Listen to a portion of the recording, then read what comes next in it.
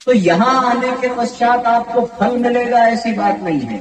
यहाँ आने के पश्चात आपको कोई प्रसाद मिले या न मिले उसकी गारंटी नहीं है। यहाँ आने के पश्चात आपको दूध दही मिले उसकी भी गारंटी नहीं है। यहाँ आने के पश्चात अन्न वस्त्र जल मिले इसकी भी गारंटी नहीं है। पर एक बात की गारंटी अवश्य है कि यदि आप यहाँ अगले 4 दिनों तक आओगे तो आपको परम पूज्य गुरुदेव के विचार और अवश्य मिलेंगे। और ये विचार के कारण ही हमारा जीवन बनता है। जिसका जैसा विचार होता है उसका वैसा जीवन होता है और वो व्यक्ति वैसा ही बनता चला जाता है। मानते हो ना इस बात को? पूरे जीवन का संचालन हमारे विचारों से होता है। जिसके विचार जैसे होंगे, अच्छे विचार होंगे तो व्यक्ति अच्छा बनेगा, बुरे विचार होंगे तो व्यक्ति बुरा बनेगा। और आपको जान करके आश्चर्य नहीं होना चाहिए, बल्कि आप जानते ही होंगे कि आपका इतना बड़ा शरीर, पर पूरे शरीर का नियंत्रण केवल ये खोपड़ी करती है, केवल ये मस्तिष्क करता है। इतना ही हिस्सा पूरे शरीर का नियंत्रण करता है और इस हिस्से में केवल वो जो फिर विचार कर सकता है। चोर पैदाइशी चोर नहीं होता, पहले उसके मस्तिष्क में चोरी के विचार आते हैं। झूठ बोलने वाला बचपन से झूठ नहीं बोलता, पहले तो वो झूठ बोलने का विचार करता है। जिसके चिंतन में विकृति आ जाती है उसका जीवन बेकार हो जाता है। आपको यदि किसी को पीटना हो, मारना हो, तो आप बिना सोचे विचारे नहीं मार दोगे। पहले आप विचार करोगे कि कैसे मारूं, किससे मारूं, कहाँ मारूं, कब मारूं, कितने लोगों के साथ मारूं। ये सारी बातें आप प्लानिंग करते होंगे, योजना बनाते होंगे, विचार करते होंगे। उसके बाद विचार करके आप क्रियान्वित करते होंगे, तब जाके वो व्यक्ति पिट जाता होगा। उसी तरीके से जो कुछ भी हम करते हैं साथियों, केवल और केवल अपने विचारों के कारण ही करते हैं। हर कार्य का कारण है, इसी तरीके से हर कार्य के पीछे एक निश्चित विचार होता है। यहाँ पर भी हम लोग आए तो एक अच्छा विचार था कि जाएंगे कलश यात्रा में, समय देंगे, भगवान का काम है, पुण्य मिलेगा, सत्संग मिलेगा, ज्ञान मिलेगा। नहीं कुछ मिलेगा तो चलो घर में बहुत गर्मी पड़ रही है, बाहर ही टहल आते हैं, थोड़ा मौसम ठंडा रहेगा। ये भी विचार न किया होगा तो बहनों ने ये सोचा होगा कि घर में बैठे बैठे बोर हो गए, बाहर अच्छे कपड़े पहनकर चलेंगे तो 2-4 स्टेटस ही लगा देंगे, 2-4 सेल्फी ले लेंगे। ये भी प्लानिंग करके कुछ लोग आए होंगे। कुछ लोग ये सोच करके आए होंगे कि चलो हम तो कलश नहीं उठाएंगे, पर जो उठाएंगे उनको देखेंगे, उनके साथ देखते क्या होता है। आदि आदि अपने तरीके से लोग विचार करके आते हैं और जिसका जैसा विचार होता है उसे वैसा फल मिलता है। तो आप लोग भी अपने अपने विचार के कारण आए होंगे। और सबसे बड़ी बात यह है साथियों कि जब व्यक्ति कहीं पर जाता है तो उसके मन में बहुत सारे प्रश्न होते हैं, खास करके ऐसे जगह पर जहां वो पहली बार जा रहा है, खास करके ऐसा कार्यक्रम जहां वो पहली बार जा रहा है, जिसके बारे में न सुना हो, न जाना हो, न देखा हो, न पाया हो। वहां पर जाते समय उसके मन में बहुत प्रश्न होते हैं कि ये क्यों हो रहा है, ये कैसे होगा, ये क्या है, इससे क्या लाभ मिलेगा। होता है ना, मन में प्रश्न आता है। आपके भी मन में प्रश्न आया होगा। ये जिज्ञासा व्यक्ति को खींच लाती है। और मैं सत्य कहता हूं कि मनुष्यों के विकास का आधार ही है उसकी अपनी जिज्ञासा। जिज्ञासा को शास्त्रों में कहते हैं ज्ञातुम इच्छा जिज्ञासा। किसी भी वस्तु, किसी भी विषय के बारे में जानने की इच्छा को जिज्ञासा कहते हैं। जिसके मन में जैसी जिज्ञासा होती है उसकी जिज्ञासा की पूर्ति उसी आधार पर होती है। यदि आपको आध्यात्म जगत में जिज्ञासा है तो आप फिर आध्यात्मिक लाभ पाएंगे। यदि आपको भौतिक जगत में जिज्ञासा है तो आप भौतिक जगत में जाएंगे। तो जिज्ञासा के ही आधार पर व्यक्ति धीरे धीरे अपने कदम बढ़ाता है। होता यही है ना, कुछ नया तो नहीं बता रहा हूं मैं, बिल्कुल पुरानी बातें और सही बातें। हम लोग जिज्ञासा के आधार पर तो खाते हैं, जिज्ञासा के आधार पर पीते हैं, जिज्ञासा के आधार पर ही वस्त्र पहनते हैं। जिनने कभी साड़ी नहीं पहनी होगी उनके मन में जिज्ञासा होगी कि आज पहन कर देखें हम कैसे लगेंगे। जिनने कभी कोई नया आइटम नहीं खाया होगा, जिसको आप लोगों ने पहली बार देखा हो, डोसा है, इडली है, सांबर है, ये है, वो है, तो जिसके बारे में कभी सुना भी नहीं और वो सामने कोई परोस दे तो फिर एक जिज्ञासा जगती है कि जरा देखिए इसका स्वाद कैसा है, मीठा है कि खट्टा है कि तीखा है। और फिर जब वो प्राप्त हो जाता है तो फिर हमारी जिज्ञासा शांत हो जाती है। आपको एक छोटी सी बात बताऊं, जैसे आपका गांव है उसी तरीके से एक गांव में हाथी आया। हाथी देखा है आप लोगों ने? किन किन ने देखा है भाई? जरा हाथ उठाओ। हाथी में जानवर की बात कर रहा हूं, आप ये ना समझना कि किसी मोटे आदमी या औरत की मैं बात कर रहा हूं, ठीक है ना? जानवर वाली हाथी। तो हाथी जब गांव में आया तो आश्चर्य की बात ये थी और दिक्कत भी यही थी कि उस गांव के जितने लोग थे वो सब अंधे थे। क्या थे? अंधे मतलब आंख नहीं थी, वो देख नहीं पाते थे, लेकिन सुनाई उनको देता था। और किसी ने जोर की आवाज लगाई कि भाई गांव में हाथी आया है। अब सारे अंधे बेचैन हो गए, बेकल हो गए कि हम हाथी को कैसे जाने कि वो कैसा होता है। अब उनके हृदय में जिज्ञासा का एक अंकुर फूटा, जानने की एक इच्छा जगी कि हाथी कैसा होता है। सारे अंधे हाथी के पास पहुंच गए। वो देख तो नहीं सकते पर सुन सकते हैं और स्पर्श कर सकते हैं। तो उन्होंने फिर हाथी को स्पर्श करना शुरू किया। किसी ने हाथी का पेट पकड़ा तो उस अंधे को लगा कि हाथी बिल्कुल पर्वत जैसा है, पहाड़ जैसा है। किसी ने हाथी के कान पकड़े, हाथी का कान पकड़ करके उसे लगा कि हाथी बिल्कुल सूप जैसा है, जिससे अनाज बछोड़ते हैं, आपके घर में भी होगा। किसी ने हाथी की पूंछ पकड़ ली तो उसको लगा कि हाथी बिल्कुल रस्सी जैसा होता है। किसी ने हाथी की सूंड पकड़ी तो उसे लगा कि हाथी बिल्कुल मूसल जैसा होता है। और किसी ने हाथी के पैर पकड़े तो उनको लगा कि हाथी तो बड़े बड़े वृक्ष जैसा होता है। अपनी जिज्ञासा लेकर के वो हाथी के पास गए तो उनको जानकारी मिली, लेकिन जानकारी जो प्राप्त हुई वो किस आधार पर प्राप्त हुई, कैसे प्राप्त हुई, किसने वो जानकारी दी, इस आधार पर व्यक्ति को ज्ञान होता है। तो पहले जीवन में विकास करने के लिए दो चीजें चाहिए। एक तो जिज्ञासा चाहिए, जानने की इच्छा होनी चाहिए, और दूसरा ये कि जो जिज्ञासा पूरी हो रही है वो कौन पूरी कर रहा है। अब वो हाथी वाली घटना देखो, वहां जिज्ञासा पूरी कर रहा है वो स्वयं हाथी। किसको कर रहा है? अंधों को। तो फिर वास्तव में हाथी वैसा नहीं है जैसा उन अंधों ने जाना, लेकिन जो जाना वो गलत भी नहीं है, क्योंकि वो वहीं तक पहुंच पाए।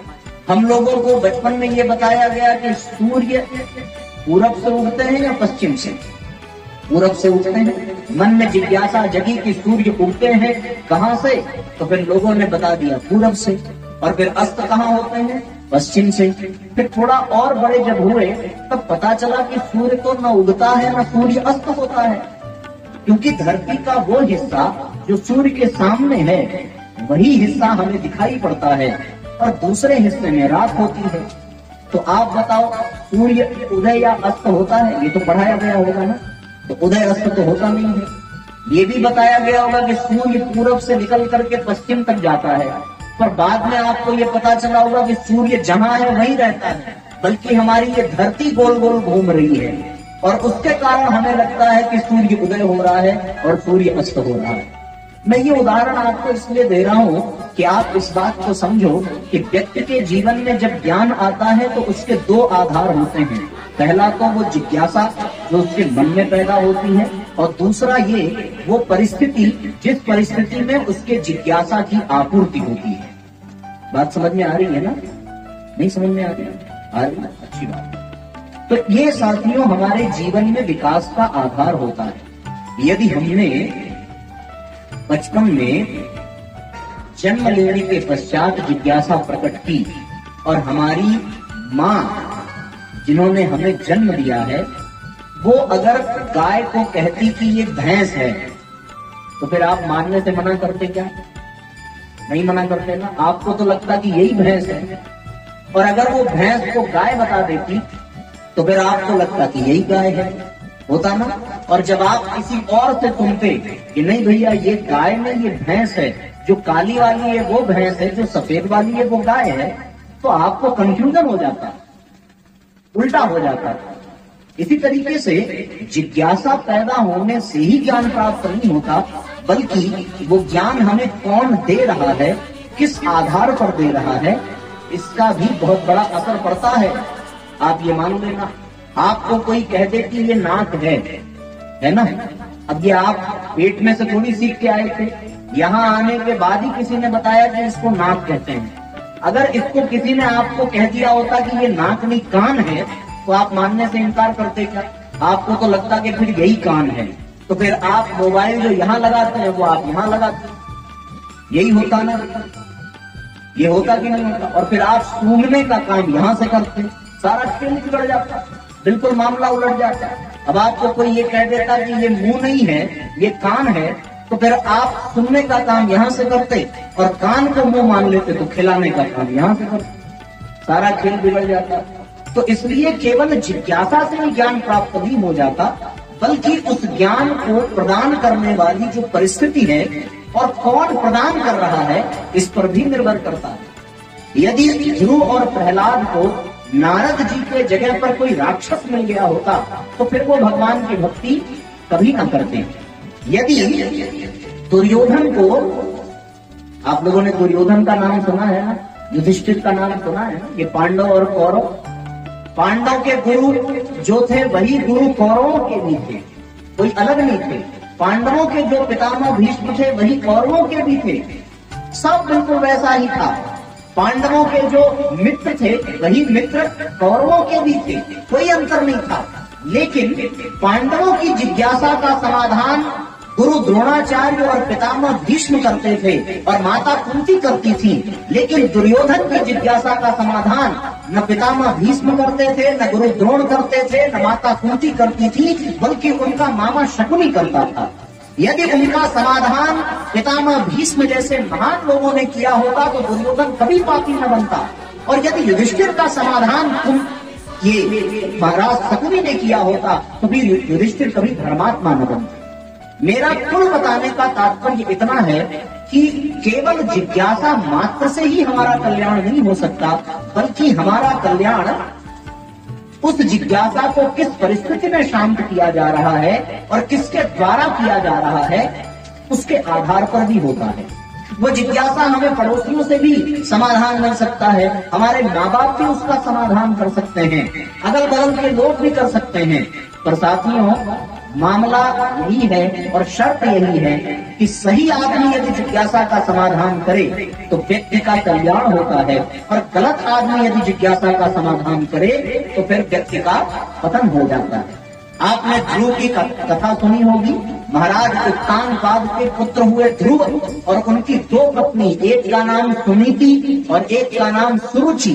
कथा ये है कि एक बार ध्रुव खेलते खेलते महाराज उत्तानपाद के गोद में जाकर के बैठे, लेकिन उनकी जो सौतेली माँ थी उन्होंने ध्रुव की कलाई पकड़ी और उठा करके उनको बाहर फेंक दिया कि इस महाराज की गोद में मेरा बेटा बैठेगा, तुझे यदि महाराज की गोद में बैठना है तो मेरे गर्भ से जन्म लेना चाहिए था, यदि तुझे इस गोद में बैठना है तो। अब इसका परिणाम क्या हुआ? ध्रुव रोते हुए अपनी माता के पास गए। किसके पास गए? माता के पास। उनकी माता का क्या नाम था? सुनीति। सुनीति के पास जाकर के कहा कि सौतेली माता ने, छोटी माता ने हमें पिताश्री के गोद से निकाल करके बाहर कर दिया। तो उन्होंने पूछा कि क्यों कर दिया? बोले उन्होंने निकाल करके बाहर हमें ढकेल दिया और ये कहा कि यदि राज्य चाहिए, यदि राजा की गोद चाहिए तो मेरे गर्भ से तुझे पैदा होना चाहिए। जाकर भगवान से प्रार्थना कर कि तुझे महाराज की गोद तब मिलेगी जब तू मेरी कोख से पैदा होगा। अब सुनीति ने ध्रुव को क्या सिखाया? सुनीति ने ध्रुव को ये सिखाया कि बेटा तेरी छोटी माता ने बहुत सही कहा है। क्या कहा? कि भगवान से प्रार्थना कर और ये प्रार्थना कर कि तुझे उसकी गोद में जन्म मिले। तो मैं तुझसे कहती हूँ कि भगवान से प्रार्थना करना, पर ये मत करना कि उसकी गोद मिले, क्योंकि तेरे पास तो तेरी माँ है। तू भगवान से ये प्रार्थना कर कि तुझे इस संसार में सबसे ऊंचा पद मिले, जिससे कि महाराज की गोद भी तेरे लिए छोटी पड़ जाए और तू महाराज से भी ऊपर हो जाए। ये परामर्श किसने दिया? ध्रुव की माता ने दिया। और यदि आजकल की माताएं होती तो वो ध्रुव को ये परामर्श न देती कि भगवान से प्रार्थना करो, बल्कि वो ध्रुव का हाथ पकड़ती और हाथ पकड़ करके चलती और अपनी सौतन से, अपने सौतेली माँ से युद्ध कर लेती कि आज तेरी हिम्मत कैसे हुई कलमुही, तेरी जवान काठमंडी में तूने मेरे बेटे को धक्का दिया तो कैसे दिया? तो फिर ध्रुव के मन में जो जिज्ञासा थी उसका समाधान यदि सुनीति में न किया होता तो ध्रुव कभी वन में न जाते, ध्रुव कभी नारद जी से न मिलते, और आज हम लोग ध्रुव तारा कभी न देख पाते। ये कब संभव हुआ? ये तब संभव हुआ जब ध्रुव का मार्गदर्शन उनकी माता ने, उसकी जिज्ञासा को शांत करने का काम ब्रह्मर्षि देवर्षि नारद ने किया, तब जाकर के ये संभव हुआ। आपने लवकुश की कथा सुनी होगी। लवकुश साधारण से बच्चे थे, पर उनके मन में जिज्ञासा जगी कि महाराज राम कौन है, अयोध्या की क्या कथा है, महारानी सीता को अयोध्या से क्यों निकाल दिया गया, उनके पिता कौन है, उनका लालन पालन कहाँ हो रहा है। ये जिज्ञासा जगी और उस जिज्ञासा को शांत किया माता सीता ने। तो फिर वो लवकुश राम से भी श्रेष्ठ धनुर्धारी बने, राम से भी बड़े संगीतज्ञ बने और राम से भी बड़ा काव्य उन्होंने रच डाला। और पूरी रामायण जो महर्षि वाल्मीकि ने लिखी थी वो राम के दरबार में राम को सुनाने का सौभाग्य प्राप्त किया। तो साथियों, ये सब तभी संभव हो पाया जब व्यक्ति की जिज्ञासा को शांत करने का काम किसी अच्छे आदमी ने किया। और जिसकी जिज्ञासा को शांत करने का काम बुरे लोगों ने किया, उसका तो सत्यानाश होने से कोई रोक न सका। अब आप डिसाइड कर लो कि आपकी जिज्ञासा को शांत कौन करता है, अच्छे लोग करते हैं या बुरे लोग करते हैं।